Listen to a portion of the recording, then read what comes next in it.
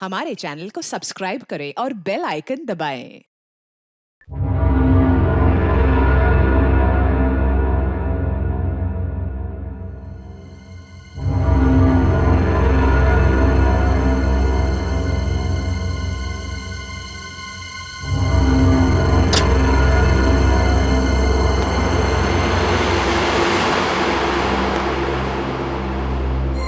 Ma'am साहब जब मैके चली जाती है तो कुमार साहब बिल्कुल आलसी हो जाते हैं।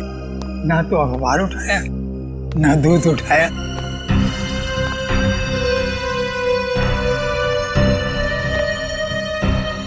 ये ली।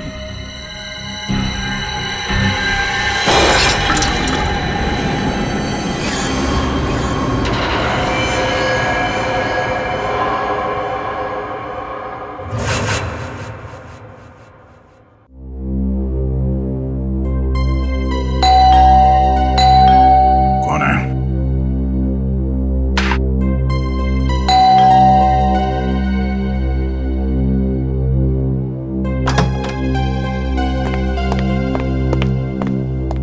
अरे फ्रेडी, सुबह सुबह यहाँ पे क्या बात?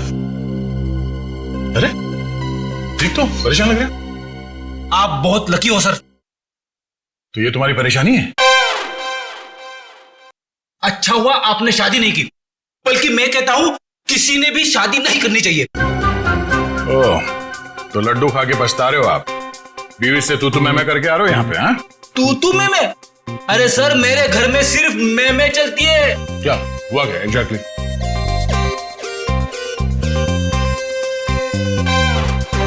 कैसी दिखती है मेरी बॉडी? एकदम फिट लगता हूं कि नहीं? हाँ हाँ, बिल्कुल फिट है।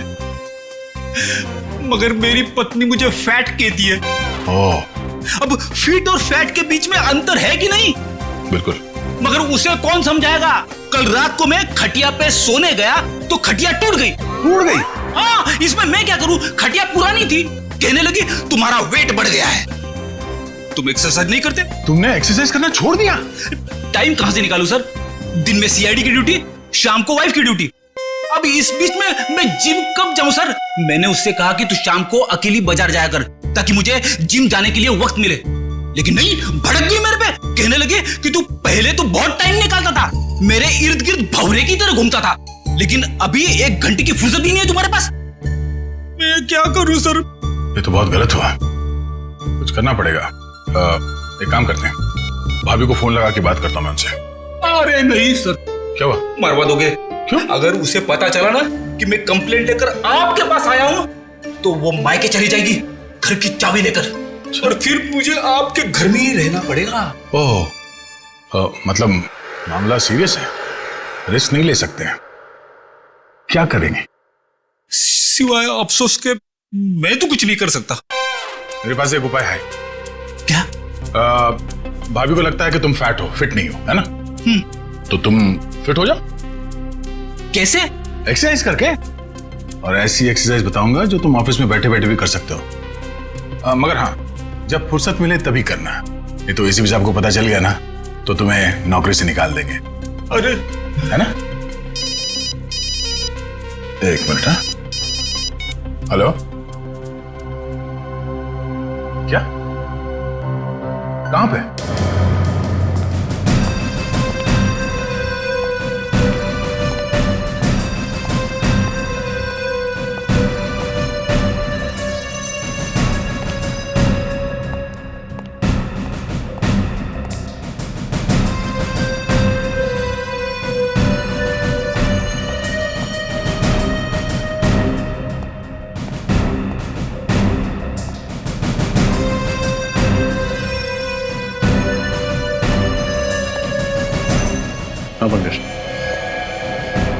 इस बेचारे के बारे में सोच रहा हूँ सर। जिस कैंची से इसने अपने बाल कटाए उसी से अपने प्राण गंवाए। सर, मुझे तो बाल कटाने में डर लग रहा है। सर, एक और एक बात है, यहाँ पे इसके गले पे पाउडर जैसा कुछ लगा हुआ है।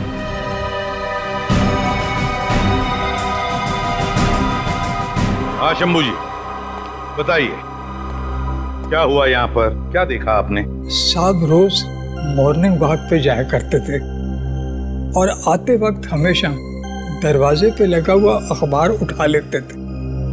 आज सुबह जब मैं काम पर आया तो मैंने देखा अखबार वैसे ही दरवाजे पे लगा हुआ है। तो मैंने सोचा कि साहब सो रहे होंगे, तो मैं फिर उनके लिए चाय बनाकर जब उनके रूम में जाने लगा तो मैंने देखा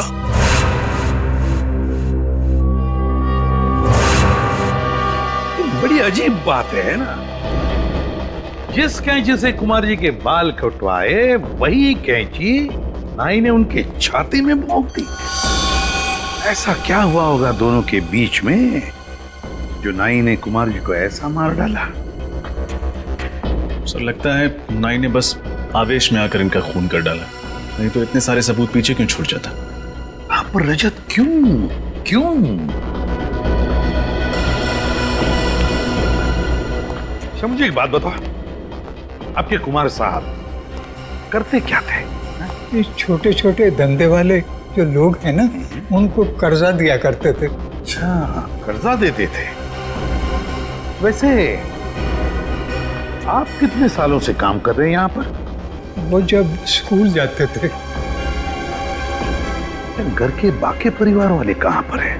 मेम साहब तो बच्चों के साथ अपने मायके गई हैं दिल्ली। मैंने उनको फोन कर दिया है।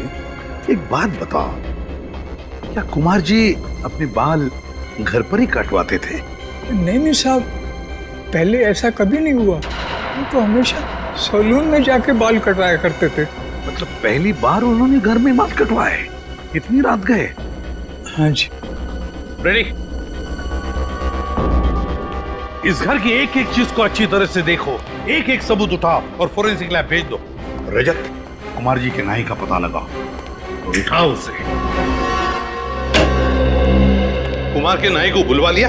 हाँ सर, इसका नाम सुंदर है और पिछले 4 सालों से कुमार के बाल यही काट रहा था। ये सुंदर, ये कुमार तुमसे ही बाल कटवाते थे? जी सर, 4 साल पहले जब मैंने अपनी दुकान की शुरुआत की थी तब से ही कुमार जी सिर्फ मुझसे ही बाल कटवाते थे और लगभग हर महीने 5 तारीख को वो दुकान पर आ जाते थे। अच्छा, जब कुमार जी का खून हुआ तो आप कहाँ थे? सर मैं अपने दोस्तों के साथ 10 से 12:30 के शो के लिए गुड मूवी हॉल में सिनेमा देखने गया था। आप चाहें तो मेरे दोस्तों से भी पूछ सकते हैं।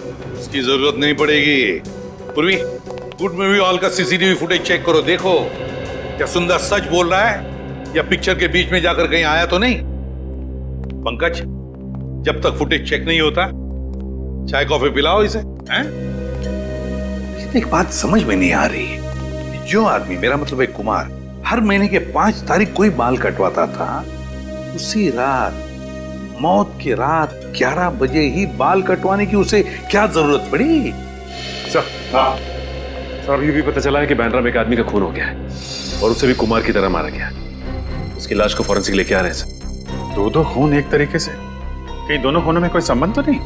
विजीत, अब तो ये साळुंखे ही बताएगा क्या संबंध है इन दोनों खून में। हाँ साळुंखे, उस सलून किलर के बारे में क्या पता चला? बॉस, खूनी बहुत ही पेशेवर हेयर स्टाइलिस्ट है। उसके हाथों में हुनर है अच्छे बाल काटने का। साळुंखे साहब, क्राइम सीन पर जो सारी चीजें मिली थी, कपड़े, कैंची, बाल, उनसे कुछ और पता चला? कुछ खास नहीं रजत। खूनी इतना होशियार है कि उसने जरा भी, बिल्कुल भी अपनी उंगलियों का निशान नहीं छोड़ा कहीं भी। यहां तक कि कैंची पर भी अपना कोई उंगलियों का निशान नहीं छोड़ा। लेकिन एक खास बात है बॉस जो पता चली है। वो क्या? बॉस याद है, इन दोनों के गले पर हमें पाउडर मिला था। साळुंखे साहब, बाल काटने के बाद हेयर ड्रेसर गले पे पाउडर लगाता ही है। हाँ, लेकिन ये एक लाइट ग्रे कलर का पाउडर था और इनफैक्ट तो बॉस ये पाउडर था ही नहीं। साळुंखे, पाउडर नहीं है तो फिर क्या है? सब वो राख है, वो भी इंसान के अस्थियों की राख। क्या? राख? इंसान की अस्थियों की राख? हाँ बॉस, और 2 अलग अलग आदमियों की राख। और उस राख का डीएनए करने से पता चला कि जिन लोगों की राख है वो आपस में रिश्तेदार थे। दोनों आदमी थे, इसलिए रिश्ते में वो दोनों या तो भाई भाई थे या फिर बाप बेटा। भाई भाई या बाप बेटे? मतलब ये खूनी जिस कैंची से बाल काटता है उसी कैंची से खून करता है उन लोगों का, और फिर उनके गले पर इंसान की अस्थि की राख लगाता है। बड़ी अजीब बात है ये। हेलो, क्या? कहां हुआ ये? उसके हाथ में बंदूक थी, कैंची थी। आप वहीं रुकिए, हमें भी पहुंचता है। क्या हुआ सर? कहीं कोई ऐसी लाश तो नहीं मिली है? अभी तक तो नहीं सर। हाँ, एक औरत का फोन था, किसी आदमी ने पार्किंग लॉट से उसके हस्बैंड को अगवा कर लिया। उसके हाथों में कैंची थी। अगवा करने वाले के हाथ में कैंची थी? कैंची? तो फिर रजत यही है, ये कैंची वाला हमारा खूनी, यही है ये हेयर स्टाइलिस्ट, सलून किलर।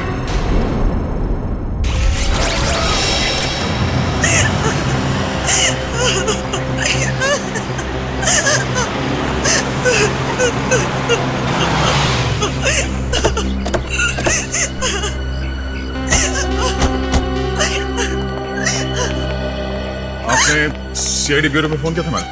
हाँ सर, मैंने ही फोन किया था। सर वो लोग मेरे पति को ले गए सर। मेरे पति को बचा लीजिए सर, बचा लीजिए मेरे पति को। एक मिनट मैडम, शांत हो जाइए।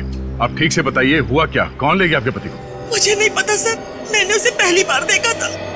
उसने अपने मुंह पर रुमाल बांध रखा था। मेरे पति जैसे ही गाड़ी से निकले, पता नहीं कहां से वो सामने आ गया और मेरे पति के मुंह पर रुमाल रखकर उन्हें बेहोश कर दिया।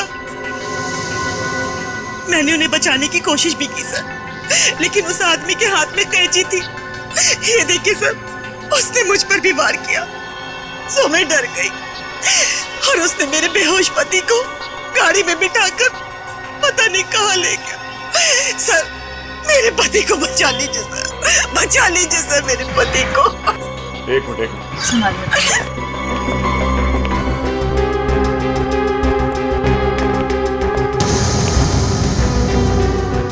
सर, यहाँ पे एक रुमाल पड़ा हुआ है।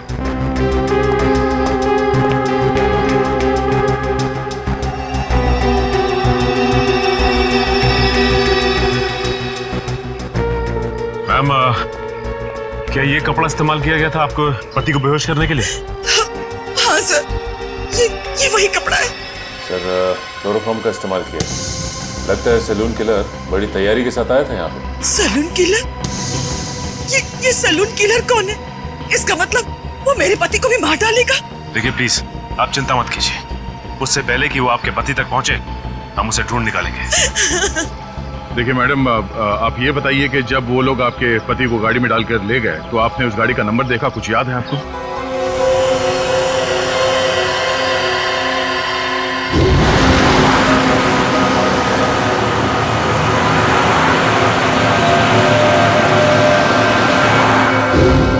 नहीं सर, नंबर प्लेट पे तो काला रंग लगा हुआ था, लेकिन गाड़ी के पीछे साइड पे कांच पे एक स्टिकर चिपका था जिसमें Q1 लिखा था। Q1? क्या उस स्टिकर पे कोई म्यूजिकल साइन भी बना हुआ था? हाँ था। श्रेया, तुम इस Q1 के बारे में कुछ जानती हो? हाँ सर, Q1 एक दुकान है जहाँ गाड़ियों के म्यूजिक सिस्टम्स बेचे जाते हैं। ओह, गाड़ी के नंबर प्लेट को काली करने से उसने सोचा कि वो बच जाएगा। बेवकूफ आदमी। Q1 music.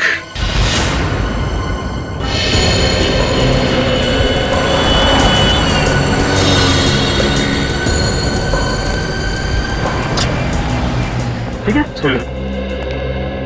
बोलिए सर, मैं आपको किस तरह का म्यूजिक सिस्टम दिखाऊं? हमारे पास में वैसे हर बड़ी कंपनी का है, जो आप चाहें मैं आपको दिखा सकता हूँ। वो सब छोड़िए सर, ये बताइए पहले, ये गाड़ी कौन सी है आपकी? सीआईडी की गाड़ी है। सॉरी सर, पहले बताना था आपको। अरे यार, तो फिर फटाफट देख के बताओ अपने रिकॉर्ड में कि लेस्कॉट गाड़ी में आपने कुछ लगाया म्यूजिक सिस्टम वगैरह? जी सर। जी हाँ सर, इस तरह की 4 गाड़ियों में मैंने ऑडियो सिस्टम फिट किया है। सिस्टम का जवाब नहीं सर, मार्वलस। इसकी जितनी भी तारीफ करें सर, बहुत ही कम है। इसका नंबर देंगे आप? नंबर निकालिए। निखिल, पता करो ये गाड़ियां किसके नाम पे रजिस्टर्ड हैं और इनके पते क्या हैं। उन्हीं इन्हीं में से कोई है। सर सब जगह देख लिया, बस ये आखिरी जगह बची है। हाँ निखिल, पिछले 3 जगहों पे तो कोई सुराग नहीं मिले। देखे यहाँ कौन मिलता है। अरे ताला लगा हुआ है।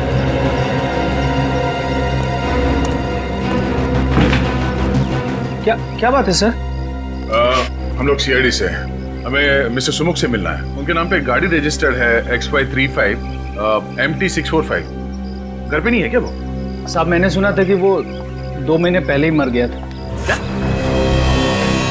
सुमुख 2 महीने पहले मर चुका है? जी साहब। और आपको?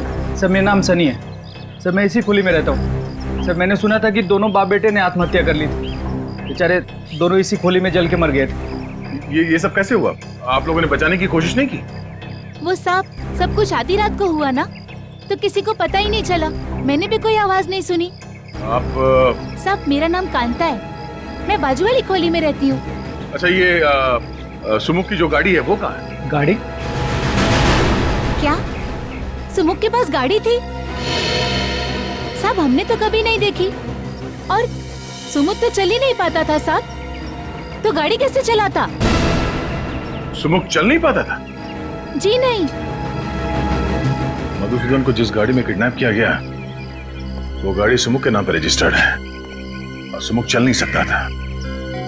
ये क्या राज है तो दरवाजा खोलने के बाद ही पता चलेगा।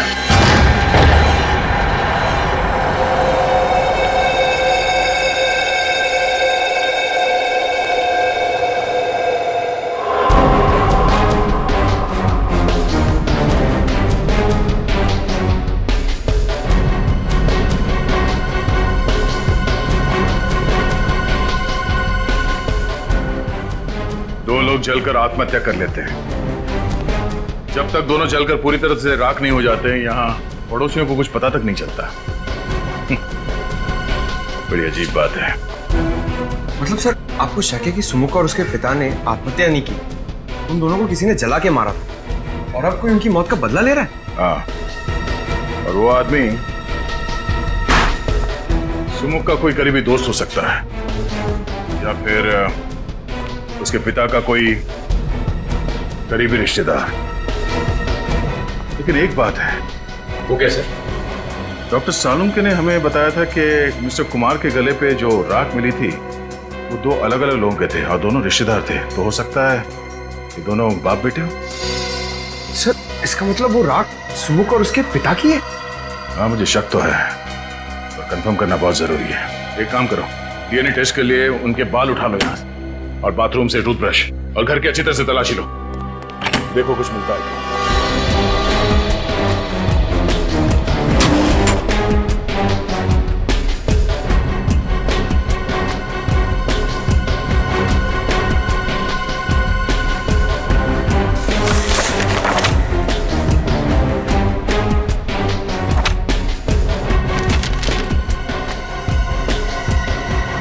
सर ये एनवलप मिला अंदर से।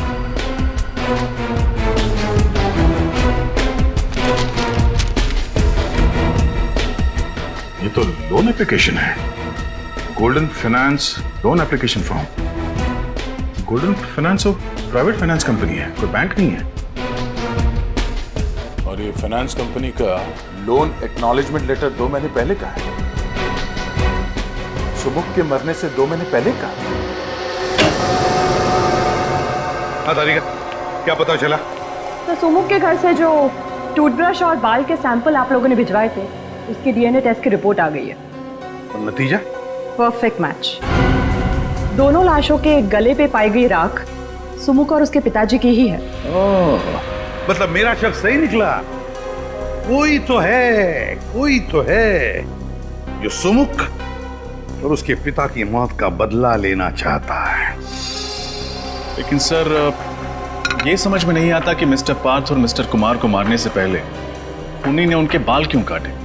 एक क्राइम सीन को एक सैलून का रूप क्यों देना चाहता है? सबसे पहले हमें यह पता लगाना चाहिए कि ऐसे कौन करीबी लोग हैं सुमुख और उसके पिताजी के जो उनकी मौत का बदला लेना चाहते हैं, और फिर इन दोनों ने आत्महत्या ही क्यों की?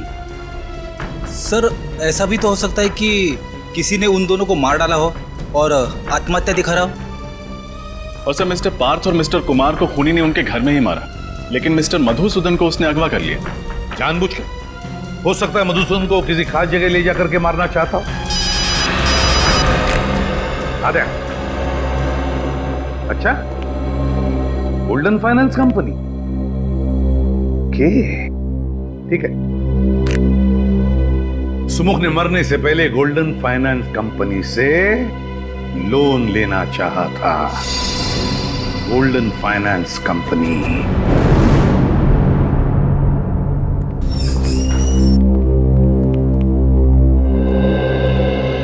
Hello sir, welcome to Golden Finance. कहिए मैं आपकी क्या मदद कर सकती हूँ?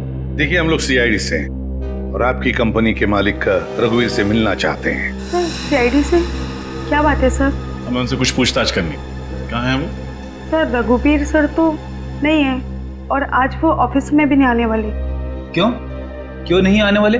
सर उनके पार्टनर मिस्टर पार्थ की हत्या हुई थी तो आज उनकी शोक सभा है, तो सर वहीं पे गए हैं।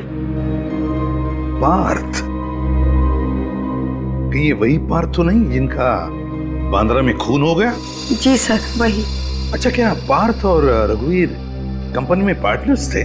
काफी समय से वो दोनों साथ में काम कर रहे थे और ज्यादातर फैसले मिस्टर पार्थ ही लिया करते थे।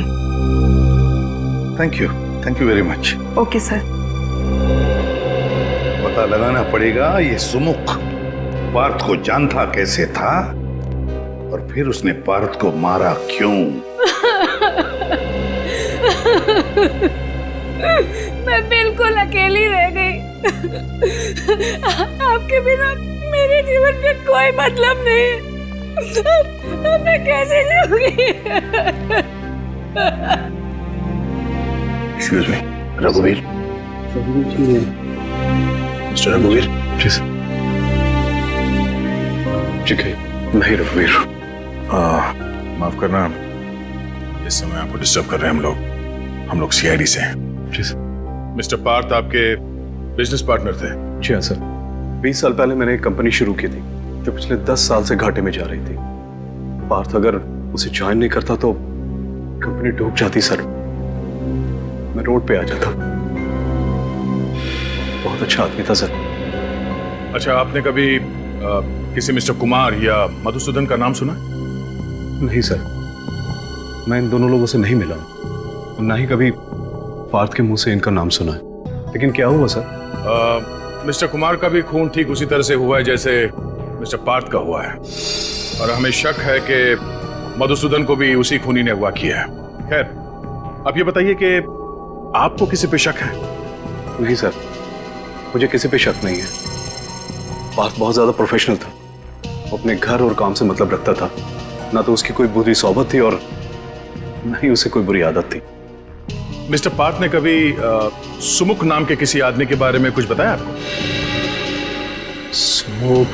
हाँ, सुमुख नाम के एक आदमी ने हमारी कंपनी में एक लोन के लिए अर्जी दी थी 25 लाख रुपए की,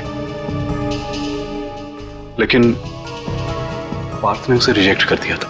ओह, और उन्होंने ऐसा क्यों किया था, कुछ पता है? नहीं सर, लेकिन एक बात जरूर है, पार्थ को अगर लगता था कि कोई आदमी हमारा पैसा नहीं लौटा पाएगा तो वो उसकी अर्जी नामंजूर कर देता था और उसका ये फैसला हमेशा ठीक होता था सर। इसलिए हमारी कंपनी फायदे में चल रही थी। थैंक यू रघुवीर, थैंक यू। तब तो शायद सुमुख ने मिस्टर कुमार और मधुसूदन इन दोनों से भी कर्जा मांगा होगा। वैसे उनकी तो कोई भी फाइनेंस कंपनी नहीं थी। लेकिन कभी कभी बिजनेसमैन ऊंचे ब्याज पर कर्जा दे दिया करते हैं। एक काम करो, मिस्टर कुमार और मधुसूदन इन दोनों के परिवार वालों को और उनके ऑफिस में जितने लोग काम करते हैं उन सबको ब्यूरो बुलाओ। सर, ये कुमार जी की पत्नी है और ये मधुसूदन जी की पत्नी है। और सर, ये दोनों मधुसूदन जी की कंपनी में काम करते हैं। सर, मेरे पति का कुछ पता चला? वो सही सलामत तो है ना? देखिए, आप बिल्कुल चिंता मत कीजिए, आपके पति को हम सही सलामत वापस ले आएंगे। हम पूरी कोशिश कर रहे हैं। वैसे मिस्टर कुमार छोटे छोटे बिजनेस में इन्वेस्ट करते थे, है ना? और मिस्टर पार्थ की कंपनी लोगों को बिजनेस के लिए पैसे उधार देती थी। तो क्या वैसे ही मधुसूदन जी भी व्यापारियों को पैसे उधार देते थे, लोन देते थे? जी हाँ सर, वैसे तो हमारा टेक्सटाइल का बिजनेस है, लेकिन मेरे पति लोगों को बिजनेस के लिए प्राइवेट लोन भी दिया करते थे। आप लोग मधुसूदन जी के ऑफिस में काम करते हैं। जरा याद करके बताइए, कोई सुमुख नाम का आदमी आया था क्या उनसे लोन मांगने के लिए? हाँ सर, 3 महीने पहले मिस्टर सुमुख की लोन एप्लीकेशन आई थी। लेकिन सर ने उसे लोन देने के लिए मना कर दिया था। ये सुमुख तो मर चुका है और यहाँ तक कि उसके पिता की भी मौत हो चुकी, तो फिर कौन है जो ये सब कर रहा है? कोई ऐसा आदमी जो सुमुख और उसके पिता की मौत का बदला लेना चाहता है, करीबी रिश्तेदार या दोस्त। हाँ अभिजीत, पता लगाना ही पड़ेगा इनके रिश्तेदार और दोस्तों के बारे में, पता लगाना ही पड़ेगा। शोभा जी, तो आप मालकिन इस चौल की? होई साहिब, गरीब और मुसीबत के मारे लोगों की मदद करती हूँ, उनको खोली भाड़े पे देती हूँ। वो Sahib social service. Social service? Social service करते करते यहाँ पे रहने वाले लोगों की पहचान पत्र की कॉपी नहीं लेती आप? राशन कार्ड वगैरह कुछ नहीं मिला हमें यहाँ से, जिससे सुमुख और उसके पिताजी के बारे में कोई जानकारी मिल सके? अरे साहिब, सब गरीब लोगों के पास किधर होता है पहचान पत्र? आपके पास उनका कोई फोटोग्राफ है? नहीं साहिब, सुमुख और उसके पिताजी 4 महीने पहले आए थे। साहिब, उसका लड़का विकलांग था, ठीक से चल भी नहीं पाता था। मैंने तो उसको खोली देके उसकी मदद की। साहिब, वो बाप बेटा दोनों जलकर मर गए। अरे उसके बाद पुलिस का कितना लफड़ा झेला मैंने। अच्छा, आप लोग यहीं पे रहते हैं? किसी को तो इस खोली में आते जाते देखा होगा? नहीं। और आपने? सर मैं तो यहाँ 3 महीने पहले ही रहने आया हूँ, मुझे तो कुछ भी मालूम नहीं है। साहिब, ये सच बोलता है, ये तो अभी रहने को आया है। वो दोनों बाप बेटा ना किसी से बात नहीं करते थे, कोई रिश्तेदार दोस्त कोई उनको मिलने नहीं आता था। अच्छा, आप लोगों ने कभी उन्हें बात करते हुए सुना या फिर किसी का नाम का जिक्र करते हुए सुना? याद करिए। हाँ साहब, मरने से 3 दिन पहले रात को बाप बेटे में खूब झगड़ा हुआ और किसी बात को लेकर बहस भी हो रही थी। कैसी बहस? वो सुमुख अपने पिताजी को किसी कागज पे साइन करने के लिए कह रहा था और उसके पिताजी चिल्ला चिल्ला कर कह रहे थे कि मैं कोई साइन नहीं करूंगा। सर, शायद सुमुख अपने पिताजी से किसी लोन के कागजात पे साइन करने के लिए कह रहा हो, गारंटर के तौर पर, या किसी चीज को गिरवी रखे और उसके पिताजी मना करें इस बात के लिए। हो सकता है निखिल, पर अब भी सवाल वही है कि आखिर वो कौन है जो सुमुख और उसके पिताजी की दर्दनाक मौत का बदला लेना चाहता है? ये सलून किलर आखिर है कौन? ये कैसे हो सकता है अभिजीत? 4 महीने से सुमुख अपने पिताजी के साथ उस चाल में रह रहा है और फिर भी किसी भी पड़ोसियों को उनके बारे में कुछ पता तक नहीं। सर, पड़ोसी बता रहे थे दोनों बाप बेटे में बनती नहीं है, बहस होती रहती है, इसलिए सुमुख के पिताजी ज्यादातर घर के बाहर रहते हैं और ये सुमुख अपाहिज होने के कारण घर के अंदर है। बाप बेटे किसी से बातचीत भी नहीं करते। सर, बाप बेटे के आपसी झगड़े से किसी का क्या लेना था? और कोई इन्हें जला के क्यों मारेगा? और फिर खूनी ने मधुसूदन को क्यों किडनैप किया? और अगर किडनैप किया भी है तो छुपा के कहां रखा होगा? हेलो जी, हाँ, कहाँ पे? Okay, thank you very much. Sir, जिस कार में मधुसूदन को किडनैप किया गया था उसका पता चल गया है। अभी थोड़ी देर पहले उसे गोमती नगर चाल के पास पाया गया है। तो फिर अभिजीत, मधुसूदन को भी वहीं पे छुपा के रखा गया है, गोमती नगर। गोमती नगर।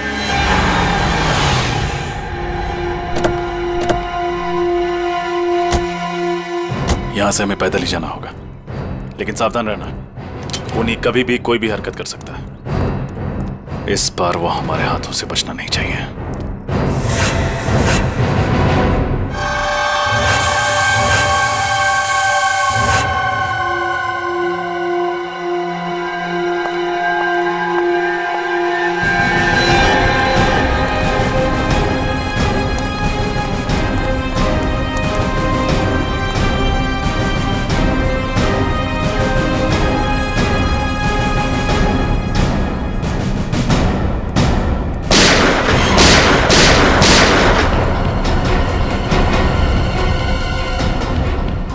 पंकज, तुम में से किसी ने गोली चलाई? नहीं सर, मैंने तो गोली नहीं चलाई। नहीं सर, मैंने नहीं चलाई। तब तो ये जरूर उसे खूनी का काम होगा। जिस दिशा से गोली की आवाज आई है उधर आ जाओ।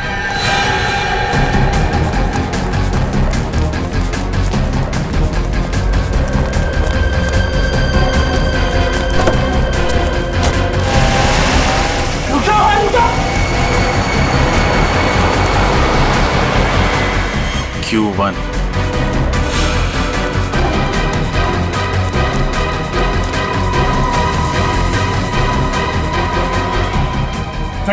जिंदा है, इसे संभालो। आओ पंकज।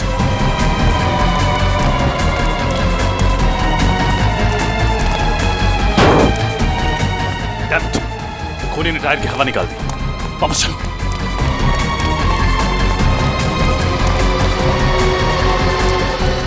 सुनो, अपनी आंखें खुली रखने की कोशिश कर। तो मेरी आवाज सुनाई दे रही है? वो कौन था जिसने गोली चलाई और वो तुम सबको मारना क्यों चाहता था? वो हमारे बॉस को ले गया। बॉस? क्या नाम है तुम्हारे बॉस का? लकी, लकी नाम है वो। लकी? और ये सब कौन है? सारे हमारे साथी। एक खूनी एक गुंडे को क्यों अगवा करेगा? सुनो, इसने मुजरिम को देखा है। हर हाल में इसका बचना जरूरी है। हॉस्पिटल ले जाओ इसे। चलो आओ, जल्दी जल्दी।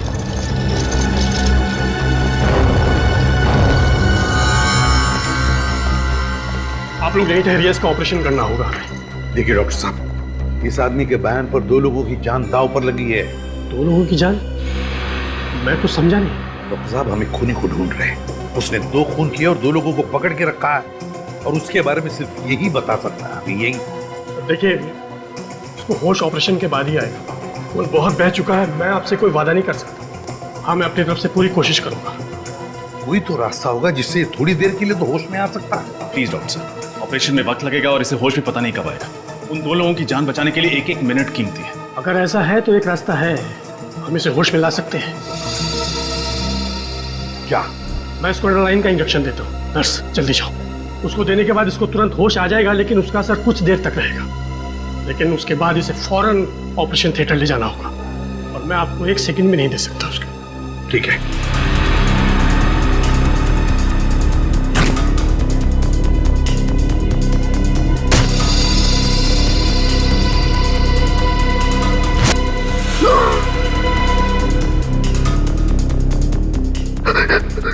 क्या हुआ?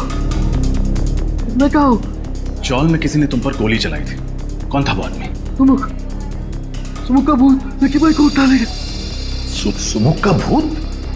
हाँ, लकी भाई ने उसे मार दिया था। अब वापस आ गया। ये बेहोश हो गया है, इसको ऑपरेशन के लिए ले जाना होगा। चलो।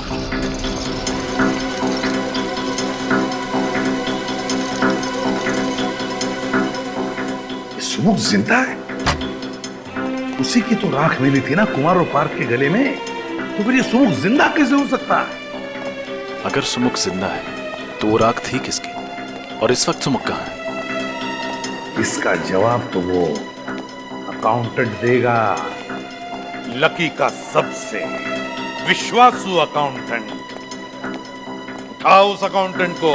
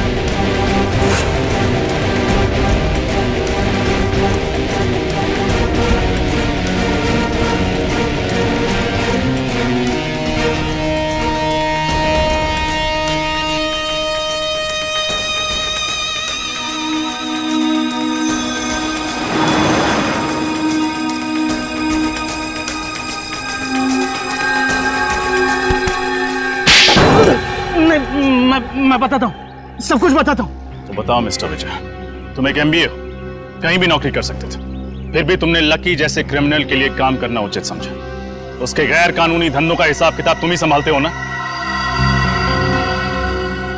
हाँ, मैं ही संभालता था।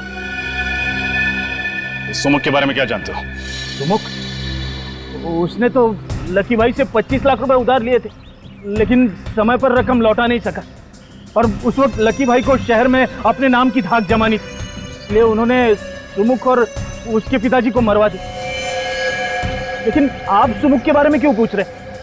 वो तो एक छोटी सी मक्खी। जिसे तुम एक छोटी सी मक्खी कह रहे हो, उसने लकी को अगवा किया, उसके सारे आदमियों को मरवा दिया।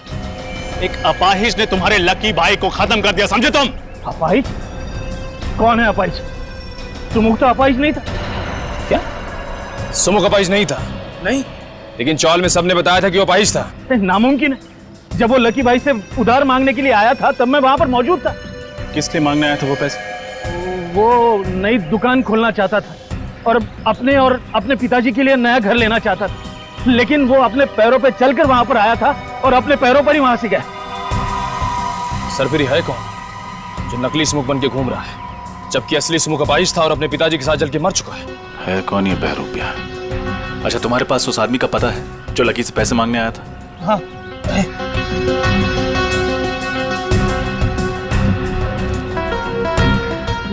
मांडवा गली खोली नंबर 4। मांडवा गली खोली नंबर 4? ये तो वही चौल है जहां पे हम लोग जाके आ चुके हैं। ये वही जगह है जहां लकी ने अपने गुंडों को भेजा था सुमुख और उसके पिताजी को जला के मार डालने के लिए। एक मिनट, मेरे पास उस नई जगह का भी पता है। सुमुख ने दुकान बनाने के लिए इस जगह को भाड़े पे लिया था। 12 मयूर चौक, नविहार लेन। नविहार लेन, उसकी दुकान चलता है। बहुत कर ली उसने दुकानदारी। तुम पागल हो गए हो क्या? ये क्या बेवजगी है? देखो मुझे जाने दो, मैंने तुम्हारी मदद की है और तुमने मुझे जबरदस्ती बांध के रखा हुआ है। देखो देखो, सारा किया जरा इस लकी का है। तुम्हारे बाबा को मैंने नहीं मारा है, तुम्हारे बाबा को इसने मारा है। क्या बकवास कर रहा मधुसूदन? हाँ, जब इसने बचा हुआ पैसा नहीं दिया तो तेरे कहने पे मैंने इसके पिता को मारा और इल्जाम मुझ पर लगा रहा तू। देखो मुझे जाने दो, तुम्हें जितना पैसा चाहिए मैं दूंगा। मैं सच कहता हूँ, ब्याज भी नहीं लूंगा, सच कह रहा हूँ। क्या हुआ लकी? बोलती बंद ना। सर मेरा नाम सनी है सर, मैं इसी खुली में रहता हूँ। हाँ? और आप? Mister Madhusudan, textile industrialist. कितनी उम्मीद लेकर आया था ना मैं तुम्हारे पास। मैं तो बस एक छोटा सा सैलून खोलना चाहता था। अरे भीख मांगने नहीं आता तुम्हारे पास, उधार मांगने आया था। पूरे कागजात नहीं थे मेरे पास बैंक से लोन लेने के लिए। मजबूर तुम जैसे प्राइवेट इन्वेस्टर्स का दरवाजा खटखटाना पड़ा, पर तुम जैसे लोग खून चूस लेना चाहते हो हम जैसे गरीबों का। नहीं, लेकिन मैं ऐसा...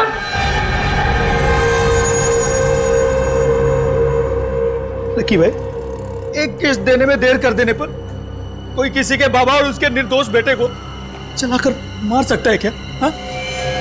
गलती हुई, माफ कर दो प्लीज। अब मैं माफी मांग रहा हूँ।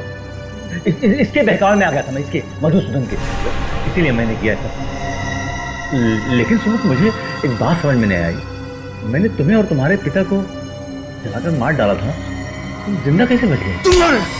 तुम्हारे बेवकूफ गुंडों ने मुझे नहीं मारा, मेरी जगह मेरे निर्दोष अपाहिज भाई को जलाकर मार दिया, समझे?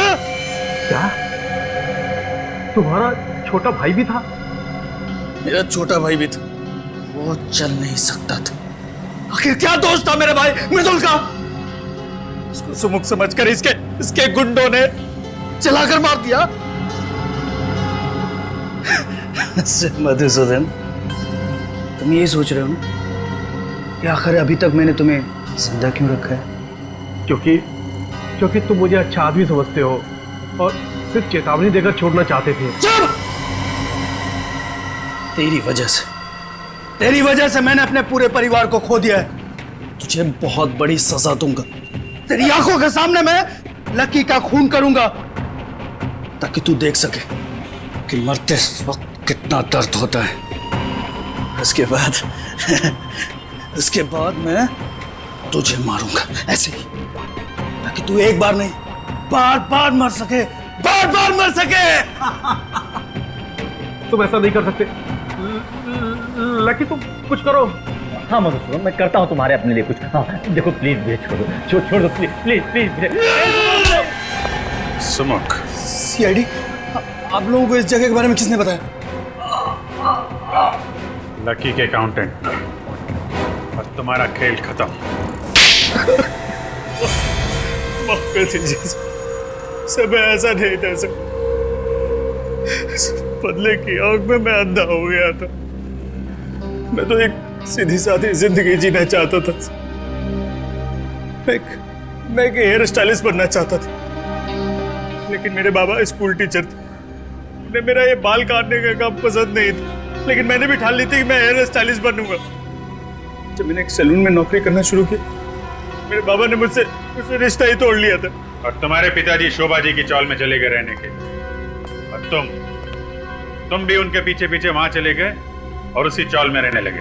हाँ सर, जैसे ही मुझे पता चला कि बाबा और मृदुल वहां रहने लगे तो मैं भी वहां शिफ्ट हो गया। लेकिन मेरे बाबा तो मुझसे गुस्सा थे।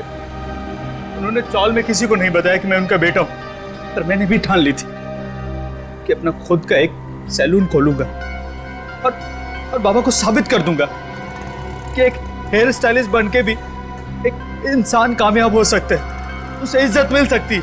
और इसीलिए तुमने लोन लेने के बारे में सोचा? हाँ हाँ सर, पर फिर भी मुझे बैंक से लोन नहीं मिल पाया। एक बार मैंने कोशिश भी की, बाबा को गारंटर के तौर पर लोन के कागजात पर साइन कराने के लिए कहा, लेकिन मेरी उनसे बहस हो गई। ये बात कांता ताई ने भी सुनी थी। पार्थ और कुमार, उन लोगों ने भी मुझे कर्जा देने से मना कर दिया था सर। और आखिर में सलून खोलने के लिए तुमने लकी से पैसे उधार लिए, क्यों? हाँ सर, और मेरा सैलून ठीक ठाक चलने भी लगा था। बस एक किस्त देने में देर कर दी थी। लकी ने अपने गुंडे बेचकर मेरे बाबा और मेरे छोटे अपाहिज भाई को जलाकर मार दिया था।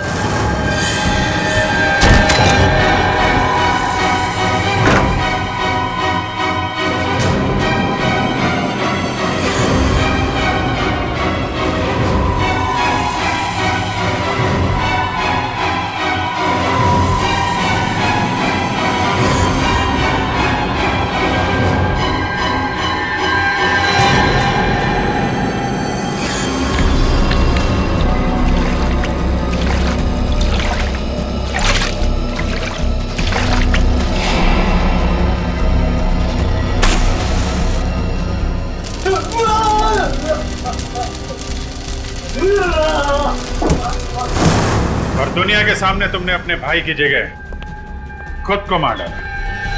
हाँ सर, मुझे मेरे पिताजी और मेरे भाई की मौत का गम बहुत सता रहा था। मुझे चैन से नींद नहीं आ रही थी, इसलिए मैंने बदला लेने की ठान ली थी। फिर मैंने उनको एक कमाल का हेयर कट दिया। सबको मैंने एक एक करके मार डाला। जब तक फांसी का फरमान नहीं आ जाता, जेल में बैठ के दूसरे कैदियों को हेयर कट देते रहना। और तुम लोगों को भी सुमुख के पिता और उसके भाई के खून के इल्जाम में फांसी ही होगी। For more updates, subscribe to our channel, click the show links and enjoy watching the videos.